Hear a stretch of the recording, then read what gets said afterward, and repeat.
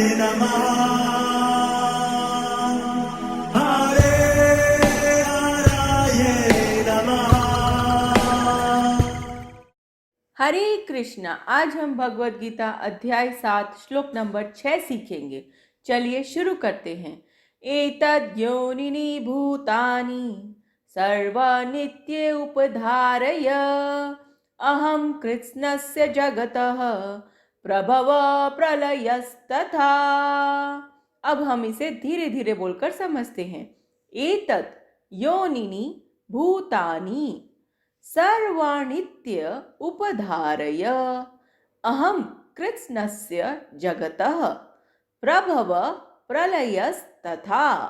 अब हम इसे फिर से गाते हैं। एतद् योनिनि भूतानि सर्वाणित्य उपधारय अहं कृत्स्नस्य जगतः प्रभव प्रलयस्तथा। अब हम देखते हैं भगवान श्री कृष्ण इस श्लोक में हमें क्या बता रहे हैं। सारे प्राणियों का उद्गम इन दोनों शक्तियों में है। इस जगत में जो कुछ भी भौतिक तथा आध्यात्मिक है उसकी उत्पत्ति तथा प्रलय मुझे ही जानो। हरे कृष्णा। चलिए अब हम प्रभु जी से इस श्लोक के बारे में और अच्छे से समझते हैं। हरे कृष्णा जी। तो भगवान श्री कृष्ण अब इस श्लोक में वो दोनों प्रकृतियों के बारे में बता रहे हैं। एक को बोला गया माया शक्ति या जिसको बोला गया जड़ जगत, और एक को बोला गया जीव शक्ति और जिसको बोला गया चेतन जगत। तो भगवान श्री कृष्ण बोल रहे हैं कि ये दोनों शक्तियाँ, दोनों प्रकृतियाँ, एक है जड़ और एक है चेतन, दोनों की वजह से ही ये पूरा ब्रह्मांड है। जो कुछ भी आध्यात्मिक और भौतिक है उन दोनों के अंदर ये दो तत्व हैं, और इन दोनों का कारण कौन है? भगवान श्री कृष्ण। अहम कृतनस्य जगतः, सारे जगत का मूल कारण भगवान श्री कृष्ण है। तो हम लोग इस श्लोक को कैसे समझे? ये श्लोक बहुत महत्वपूर्ण और बहुत गहराई वाला है। इसमें बहुत सारे सिद्धांत छिपे हुए हैं। तो सर्वप्रथम यह है कि संसार में आप जो भी वस्तु, जो भी प्राणी दिखते हैं वो भगवान की दो शक्तियों से ही मिले जुले हैं। तो यहाँ पे प्रभुपाद जी तात्पर्य में बताते हैं जितनी वस्तुएं विद्यमान है वे पदार्थ तथा आत्मा के प्रतिफल है। मतलब उन दोनों के संयोग से ही इस ब्रह्मांड में जितने भी प्राणी है वह सब के सब कार्य करते हैं। तो इसका और आज से क्या लेना देना है? तो आजकल बहुत सारे साइंटिस्ट बोलते हैं हमने बहुत सारे रोबोट बना दिए हैं, और रोबोट ऐसे हैं जो मनुष्य से भी अच्छा कार्य कर सकते हैं। तो उसमें बहुत बड़ा अंतर है। वो अंतर क्या है कि जो रोबोट बना हुआ है वो 5 तत्वों में से 1-2 तत्वों से मिलके बना है, पृथ्वी, जल, वायु, अग्नि और आकाश। पर जो मनुष्य है 5 के बाद में सूक्ष्म शरीर के 3 तत्व और आत्मा के साथ में है। अगर सूक्ष्म शरीर और आत्म तत्व नहीं रहता तो जीवित प्राणी को मृत, मरा हुआ मानते हैं। क्यों? क्योंकि उसमें सूक्ष्म शरीर नहीं है और उसमें आत्मा तत्व नहीं है। इसलिए रोबोट और मनुष्य की कोई तुलना नहीं हो सकती। मैंने पिछली बार बताया था कि जीवित का क्या लक्षण है। जो सबसे प्रमुख 2 लक्षण है, जिसमें एक होता है कि उत्पत्ति करना, अपना जैसा एक और प्राणी को बनाना। तो यह गुण है एक जीवित प्राणी का। और दूसरा है बढ़ना, ग्रोथ होना। जैसे पेड़ का उदाहरण दिया, पेड़ छोटे से बड़ा, बड़े से बड़ा और बड़ा हो जाता है, फिर बीज उत्पन्न होते हैं, फिर बीज से नए वृक्ष उत्पन्न होते हैं। तो ये लक्षण है चेतना का। और अगर यह नहीं है तो वो जड़ का तत्व। तो रोबोट अपना नया रोबोट नहीं बना सकता। रोबोट अपने आप को बड़ा उत्पन्न करके और नई चीजें नहीं कर सकता। उसको जो बताया गया है वैसा ही करेगा।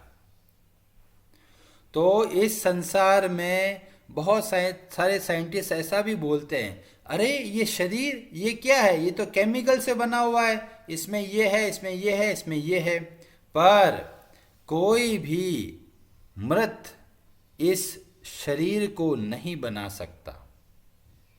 जितना आविष्कार होते हैं वो कहाँ से उत्पन्न हो रहे हैं कि उसके हृदय में विराजमान परमात्मा शिक्षा देते हैं, प्रेरणा देते हैं, और उस वजह से यह नए नए आविष्कार होते हैं। रोबोट नए आविष्कार नहीं कर सकते। आइडिया कहाँ से आएगा? तो बोलते हैं वो जड़ तत्व में नहीं है। और दूसरी बात भगवान श्री कृष्ण क्या बोल रहे हैं? जितने भी जीव है वो सब के सब भगवान श्री कृष्ण के अंश हैं। तो इसका क्या मतलब हुआ? हम सब का आपस में एक संबंध है कि हमारा मूल एक है। जैसे कि एक ही परिवार के, एक ही पिता के जब पुत्र होते हैं तो उनको बोला जाता है परिवार। ऐसे ही हम सब का मूल है भगवान श्री कृष्ण, और इसलिए वास्तविक रूप से हम सब एक परिवार के हिस्सा हैं। और ये बहुत महत्वपूर्ण बात हमें देखने को मिलती है उपनिषद में, जिसका नाम है महाउपनिषद। वो सामवेद का पाठ है और उसमें बहुत महत्वपूर्ण श्लोक के द्वारा बताया जाता है, अयम निजः परो वेति गणना लघु चेतसाम। ये तुम्हारा है, ये मेरा है, ऐसा जो गणना करता है वो लघु चेतसाम है, छोटी बुद्धि वाला है। जो उदार चरित्र के होते हैं तो बोला गया उदार चरिता नाम तू वसुधैव कुटुंबकम। जो चरित्र जिनका बहुत ही उदार है उनके लिए क्या है?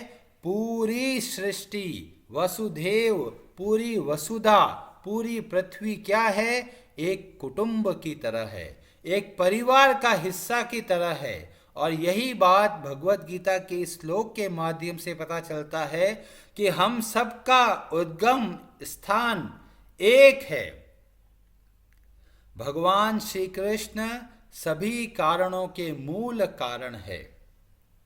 तो हमें ऐसा नहीं बताया गया परिवार से अलग रह के कार्य करना है। सभी को परिवार का हिस्सा समझ के कार्य करना है।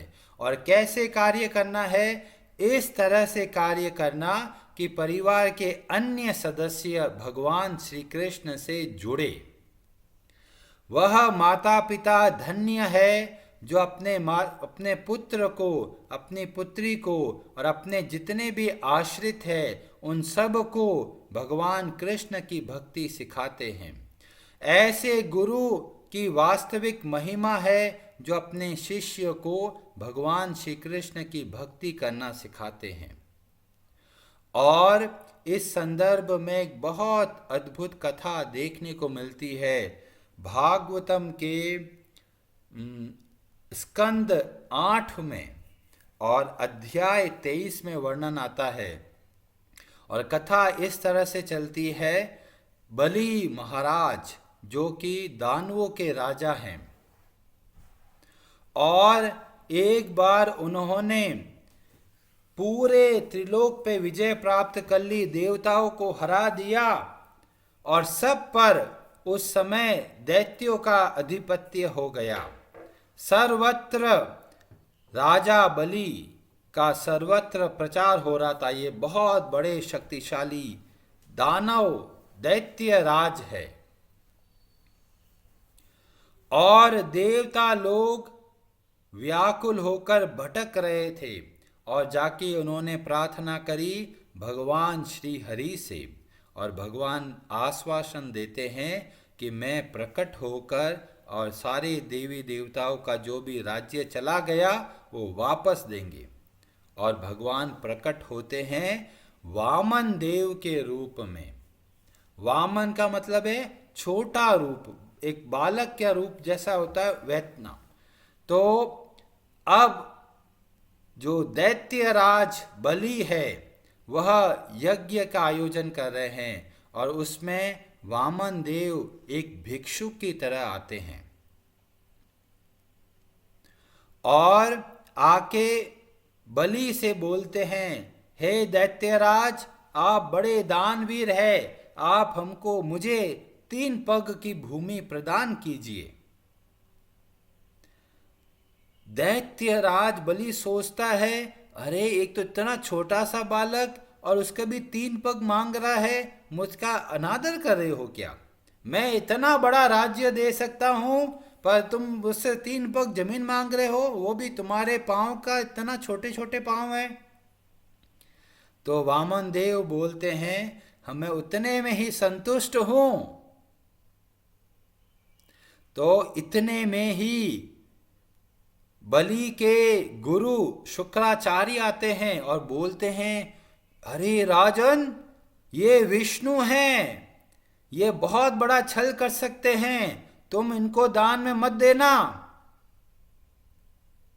तो बलि महाराज बोलते हैं कि अगर ये स्वयं भगवान विष्णु है तो उससे उत्तम बड़ी बात और क्या है कि भगवान स्वयं आए हैं मेरे घर और मुझसे कुछ मांग रहे हैं, और ऐसे मैं अवश्य उनका जो बताए जो इच्छा है उसको पूरी करूंगा।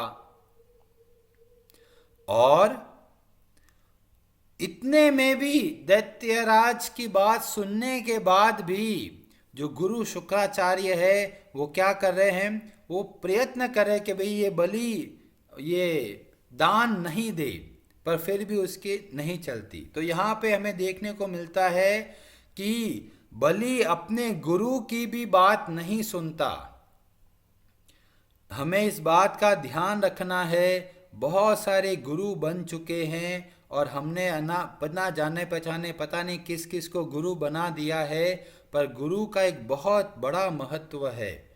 तो इसमें बताया गया, अगर गुरु भगवान श्री कृष्ण की भक्ति के बारे में नहीं बताता तो ऐसे गुरु का लाभ नहीं है। ऐसे गुरु के प्रति हम कृतज्ञ तो हो सकते हैं पर वो वास्तविक गुरु की भूमिका नहीं निभाते। और इसीलिए यहाँ पर बलि के चरित्र से हमें देखने को मिलता है कि ऐसे गुरु का त्याग करने में कोई हानि नहीं है। और बलि ने अपने गुरु की बात नहीं स्वीकार की और बोला कि मैं, अगर ये वामन देव मुझसे 3 पग भूमि मांग रहे हैं तो मैं दे दूंगा। और संकल्प करते हैं, और जैसे ही संकल्प करते हैं वामन देव मुस्कुराते हैं, बहुत विशाल काय बन जाते हैं और पहले पग में पूरा सब कुछ नाप लेते हैं। जब पांव ऊपर की ओर जा रहा होता है तो ब्रह्म लोक तक पहुंच जाता है और ब्रह्मा जी भगवान के चरण कमलों को धोते हैं और वह गंगा जी कहलाती है। तो जो गंगा है वो भगवान के चरणामृत है। और इस तरह से 2 पगों में सब कुछ नाप लेते हैं और कहते हैं, तीसरा पग कहाँ रखूं? बलि, तुमने अपना वचन नहीं निभाया, इसलिए तुम्हें बंदी बना दिया जाता है और उनको बांध दिया जाता है। अब बलि बोलता है, तीसरा पग मेरे ऊपर रख दीजिए। अब सबसे महत्वपूर्ण बात आरंभ होती है। ये तो था उसके आसपास की बात। अब बंदी बना लिया गया है बलि प्रार्थना करता है भगवान श्री हरि से कि भगवान आपकी बड़ी कृपा है, दिखने में तो ऐसा लग रहा है कि मेरा सब कुछ चला गया और मैं आज बंदी बना हुआ हूं, पर यह वास्तव में आपकी बहुत बड़ी कृपा है। तो यहाँ से बलि के चरित्र का पता चलता है। जीवन में इतना कष्ट है, वह भी भगवान स्वयं दे रहे हैं, और फिर भी वो बोल रहा है भगवान आपकी बड़ी कृपा है, आपने मेरा झूठा अभिमान को हरण किया है। मैं सोचता था बहुत शक्तिशाली हूं, पर आपकी कृपा से मुझे पता चला कि वास्तव में भगवान आपकी ही शक्ति से ये सब कार्य हो रहा था। इसके बाद में बलि जैसे ही चुप होते हैं, तुरंत बलि की पत्नी आती है और भगवान को नमस्कार करती है, और वह भी भगवान की स्तुति करती है। वो ये नहीं कहती कि भगवान आपने मेरे पति को क्यों बांध दिया, वह भी प्रार्थना करती है कि भगवान आपने जो किया एकदम सही किया। तो यहां पर देखिए परिवार के सदस्य कैसे आकर मदद कर रहे हैं बलि महाराज की। किसमें मदद कर रहे हैं? भक्ति को बढ़ाने में। जैसे ही पत्नी ने प्रार्थना करी, इतने में ही बलि के दादाजी आ जाते हैं। बलि के दादाजी कौन है? ये है प्रहलाद महाराज। भगवान के इतने बड़े भक्त प्रहलाद महाराज वहां पर प्रकट हो जाते हैं। देखिए परिवार के सदस्य कैसे आकर बलि की सहायता कर रहे हैं। इसको बोलते हैं परिवार, जहां मिलजुल कर एक दूसरे को बढ़ावा देते हैं भक्ति का। प्रहलाद आ जाते हैं और प्रहलाद प्रार्थना करते हैं, और वो भी ये नहीं कहते कि भगवान आपने मेरे पोते को क्यों बांध दिया। वह भी बोलते हैं, प्रहलाद बोलते हैं, भगवान आपने जो किया है वह सर्वोत्तम किया है, और जो आप करते हैं उसमें हमारा भला है। और इस तरह से प्रहलाद महाराज प्रार्थना करते हैं। यह देखकर ब्रह्मा जी बोलते हैं, देखिए कैसे परिस्थितियां जुड़ती जा रही है। ब्रह्मा जी प्रार्थना करते हैं कि बलि ने आपको पूर्ण समर्पण किया है, हे भगवान आप इसको बंधन से मुक्त कीजिए। अब भगवान श्री हरि वामन देव बोलते हैं, बहुत सुंदर तरीके से बताते हैं और कहते हैं कि जिस पे मैं कृपा करता हूं उसका झूठा अभिमान का हरण करता हूं। तो हमारे जीवन में कभी दुख आ जाए तो भगवान को दोष मत दीजिए, भगवान को धन्यवाद दीजिए। ऐसे दुखों से, ऐसे कष्टों से हमें सत्य का पता चलता है, नहीं तो हम धोखे में ही रह जाएंगे। तो जब जीवन में कष्ट आए तो भी भगवान को धन्यवाद देना है। भगवान आप जब जीवन में दुख भेजते हैं तो हमें बहुत सारी शिक्षा प्राप्त होती है। और उसके बाद में भगवान श्री हरि बहुत अद्भुत श्लोक में बताते हैं। तो मैं श्लोक के बारे में बोलता हूं। श्री भगवान उवाच, भगवान श्री हरि बोल रहे हैं, और क्या बोलते हैं?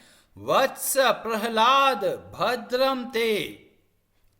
प्रहलाद, मेरे प्रिय प्रहलाद। वत्स, वत्स का मतलब क्या होता है? एक गाय और एक बछड़े के बीच में, बछड़े को बोलते हैं वत्स, और जो गाय और बछड़े के बीच में जो इतना प्रेम भाव है उसको बोलते हैं वात्सल्य। यहाँ पर भक्त राज प्रहलाद को भगवान बोल रहे हैं वत्स भद्रम ते प्रयाहि सुतलायाम। और यहाँ पर बोल रहे हैं भगवान कि प्रहलाद मेरे प्रिय, आप जाइए अपने पौत्र के साथ में। कहाँ पर? सूतल लोक। क्यों? क्योंकि मैं ये सूतल लोक आपके पौत्र को दे रहा हूं। प्रहलाद की बात सुनकर भगवान बोल रहे हैं कि ये सूतल लोक पूरा का पूरा मैं बलि को दूंगा। और प्रहलाद तुम क्या करो? मोद मानह स्वपौत्रेण, अपने पौत्र के साथ में वहां पर सुखपूर्वक रहिए। और भगवान स्वयं बोलते हैं, मैं स्वयं सूतर लोक में आप लोगों की रक्षा के लिए आप लोगों का द्वारपाल बन के वहां रहूंगा। इससे तुम लोग मेरे को देख सकते हो और मेरी पूजा कर सकते हो। तो इस कथा का मैंने बहुत छोटा सा पार्ट लेके आपको बताया है। कहने का मतलब है हमें परिवार के साथ में मिलकर भक्ति करनी है, एक दूसरे को सहयोग देना है कि किस तरह से वो भक्ति में आगे बढ़े। और बलि महाराज के देखिए पत्नी ने आके भगवान की स्तुति करी, जो उनके दादाजी हैं वह भी आके प्रार्थना करते हैं। और इस तरह से हमें देखने को मिलता है परिवार के सदस्य जब मिलकर भगवान की भक्ति करते हैं तो भगवान को बहुत प्रसन्नता होती है। और ये हमें कब पता चलता है, जब हम भक्तों के माध्यम से ऐसी कथा सुनते हैं। नहीं तो ये प्रहलाद वामन की कथा आपने न जाने कितनी बार सुना होगा, पर कई बार जो मूल बात होती है वह पता ही नहीं चलती। इसलिए हमें भक्तों के संग में रहकर भक्ति करनी है और भक्ति शास्त्रों का अध्ययन करना है। हरे कृष्णा जी, आप सबका बहुत बहुत धन्यवाद। हरे हरे नमः।